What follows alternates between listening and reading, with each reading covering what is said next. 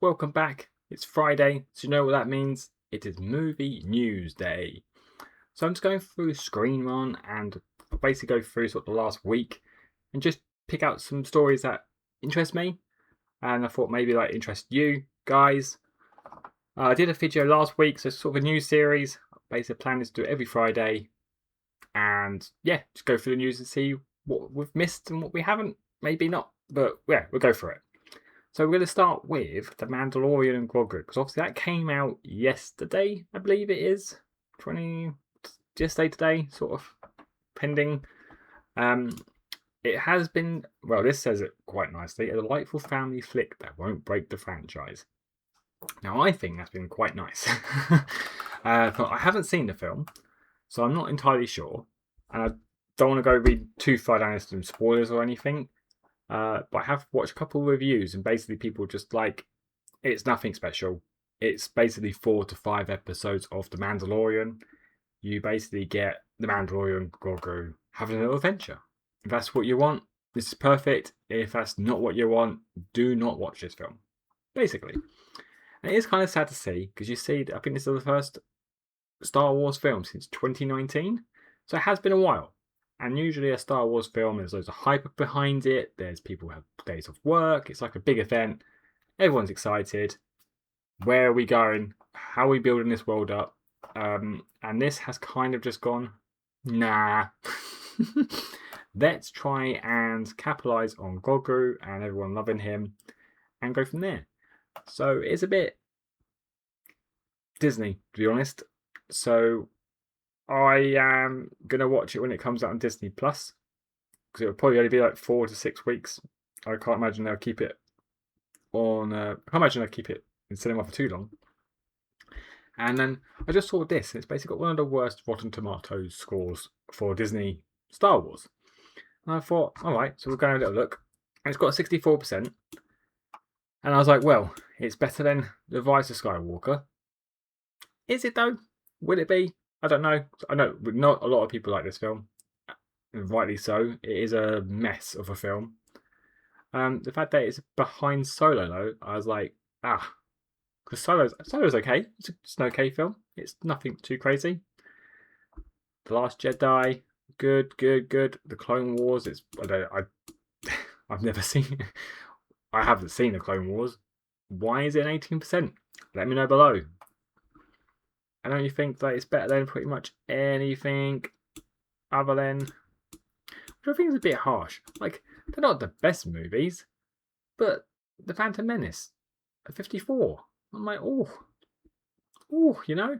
And I think it's just because the first 3 Star Wars are like so highly guarded. When those 3 came out, it was like, you know. So it is what it is. But the fact that it's only got 64 is not great. But hopefully, maybe they might actually go, let's redo this Star Wars thing. Let's just start fresh. Let's make another trilogy. Actually plan it out properly. Get the right director in. Make sure that director's doing all 3 of the movies and the story flows through. And you should have a good Star Wars. The next 2 stories are films that are coming out to streaming platforms. So the first one is How to Make a Killing. So you haven't seen that in the cinema or missed it. Heard it's okay, nothing too crazy. That comes out on Friday, June 19th. So this time next month, you should be able to get your hands on this film and a little watch. The only thing is, like, I don't know what this means for the UK people because we do have HBO Max. It's sort of like Netflix. Like, do you get different things to what we do? I can't keep up with streaming stuff. There's just so much different platforms and how they run and who gets what. It's hard to keep up, but hopefully this means it's coming out, say in America's HBO Max, that in the UK or elsewhere it shouldn't be too far behind. And the next one is Scream 7. So this comes out on Paramount Plus, another streaming platform. And again, this says only for America. This comes out on Thursday, May 28th, so next Thursday. So I haven't seen this film. I'm intrigued to see it because I've watched the other Screams, so I'm sort of, I want to know how it's going to go. I have heard the ending is, but you know, it's everyone has different flavors. So maybe this will be my sort of thing. We'll see. But yeah, just want to let you know. So if you haven't got around to seeing Scream 7 this time next week, hopefully you'll be able to find it on one of your streaming platforms. The next one caught me off guard. It's the Minecraft sequel. I did not know they were making a sequel to Minecraft. I'm not surprised they're making a sequel, considering how much it made. I think it says on here, like, is it 900? Let's have a little look. They made 960 million on the first Minecraft movie. They were just behind Mario, which made 1.3 billion. It's mad, isn't it? Absolutely mad money. So yeah, it looks like they're making a sequel. It comes out July 23rd, 2027. So this time, sort of next year, we'll be building up to it. So if your kids love to film first, don't know the next one coming, might be worth letting them know. Get them excited and be like, guys, this time next year, we can do some chickening in. Yeah, not my sort of thing. I didn't think it was that great, but I don't think it's really made for me. So we can move on. Next one is sort of a bit like, I just didn't really ever think about it. It's one of those things that you just think it's a platform that is just there. So when I heard IMAX potential sale, I was just like, what? And firstly, I was like, is it a bad thing that IMAX is selling? Is that why Disney were doing their own thing? Because I've heard this and I was like, we don't want to be part of that. No, it's just, I think they've got a good thing. And the fact that the stocks rose when they mentioned this is good. So it's in early stages. They're not expecting anything soon. And it has been hinted back in December of last year that they were maybe selling. So it's not like it should be too big news. But for me, I hadn't heard of the news in December. And like I said, I thought it's just a thing. It was just there. It just never occurred to me you could sell IMAX. I thought it was just a screen size and a camera. When you think about it, it makes a lot more sense. But at the time, I was like, yeah, God. So the next one is Train to Busan. Director has made a new zombie thriller, Colony. And it's just if you haven't seen Train to Busan, and if I am butchering it, I am sorry, you need to see it. It is one of those films that caught me off guard. I heard so much praise, and I was like, oh, it's going to be overhyped. And to be fair, it probably is overhyped, but it is still a very good film. So if you haven't seen it, it's definitely worth a watch. And it's always good to watch a foreign film, especially like Korean and Japanese. They kind of don't really care about the rules. Like if I was watching this in an American sort of scenario, I knew what was going to happen. Because it was like Korean or whatever, I didn't know. They just don't care. They're happy to do what they want. They don't care about who's alive, who's dead, and all this sort of thing. So if you haven't seen it, it's definitely worth a watch. So yeah, basically the director has come out with a film called Colony, and it's scored with a 70%. So I do struggle with Rotten Tomatoes because, especially the critics I just ignore. I don't like critics for most things these days because they don't know anything. Or they think, it's like, do you know when you go, kind of like a restaurant and you get the Michelin star thing? Like, imagine it's amazing food, but maybe I just want a burger, like an easy, simple burger. And sometimes I don't know what these critics are thinking, but they see like a film that's just like, meh, and they're like, it's a 2, it's a 12%. And I'm like, yo, calm down. There's a great example this year that came out, a film came out, and I can't remember what it is now. And Rotten Tomatoes just butchered it and said it was rubbish and it's blah, blah, blah. And then when the audience got to see it, we're actually like, nah, this is good. Thriller. It was Michael. Not Thriller, it was Michael, which we'll get to in a bit. They butchered it and said it was rubbish, and I think because obviously they want all the news and like the gritty stuff of Michael, and they didn't get that, so they're like, nah, this is rubbish. And then obviously we guys see it, who just want a good time and then to enjoy Michael's music and the big screen and surround sound, and maybe none of us ever got to see a concert of his, so maybe feel like a bit like you have been to a concert now. See, just things like that. But the fact they give it a 70 is good. And I will keep my eye out for this one. But like I say, if you haven't seen Train to Busan, definitely give it a go. Now, are we surprised that Super Mario is coming out with a number 3? They've just made just shy of 1 billion again, and of course they're going to make a number 3. So for me, the second one is not as good as the first one. The first one I felt was more of a story. It had more of an idea, a plot, where it was going, stuff, blah blah blah. The second one I felt like it was just a bit split, and the story went that way, and it just seemed a bit rushed, and I don't understand. Peach is this badass woman, and I'm like, great, but why?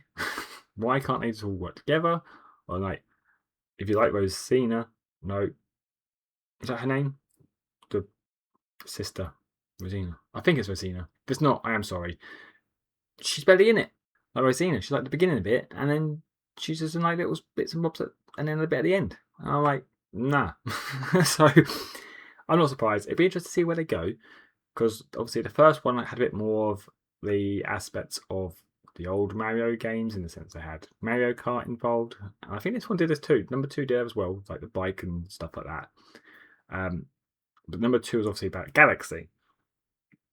So the third one, I'm like, well, where are you going to go?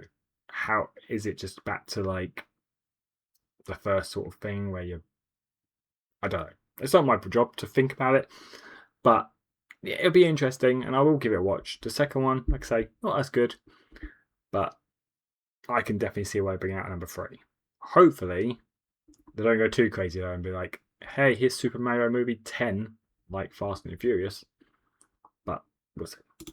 So this one's caught me off guard. This one actually I just did not expect. I haven't really heard too much about Avengers Doomsday recently. It's sort of gone a bit quiet. Basically, Russo brothers have just said Doomsday is a complete reinvention for Tony Stark and Steve Rogers, with unresolved dynamic.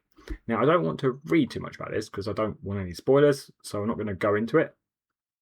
But the fact that they said this is kind of intriguing because, I mean, Tony Stark's dead. So obviously, I don't think it'd be interesting what they mean by that side of things. Steve Rogers basically left and retired and went to do his own thing and became old. So I don't. It's one of the good things I'm looking forward about this movie is I don't know how they're going to put it all together. And I'm also thinking, well, how long is this movie going to be? Is it going to be like a SAC sort of Justice League edition where it's 4 hours long and that's how you get all these people in? Maybe that's the only way you could do it. But I feel like they have had to do this because this whole phase has been mediocre at best. So I think they need to get Doomsday done. I think it's Secret War next, and then once that's done, they need to scrap it and just start again, and maybe give it like a couple of years before a movie. Just let it die down, because this has not really been great. Let's be honest. I'm looking forward to how the dynamic's going to work in this film, because obviously you've got the old people in there, you've got the new characters and stuff, and how they're all gonna. When I looked at the chairs and they will keep coming, I'm like, oh my god, how? And maybe like they've got a 10-second cameo sort of thing. Maybe it's a flashback for some of them. So we'll see. I just, in a good way, don't know what to expect from this film. Don't know where they're going to go with this film. I am kind of looking forward to it, not going to lie. So 2 more stories left, and we've got one just box office, and it's Michael. That has surpassed the $700 million at the box office in under a month, which is pretty awesome. I think the only one now that's better than doing Michael is Freddie Mercury's Bohemian Rhapsody biopic. And I watched that, and that is very good. So I'm not surprised, but I personally thought Michael was going to do better.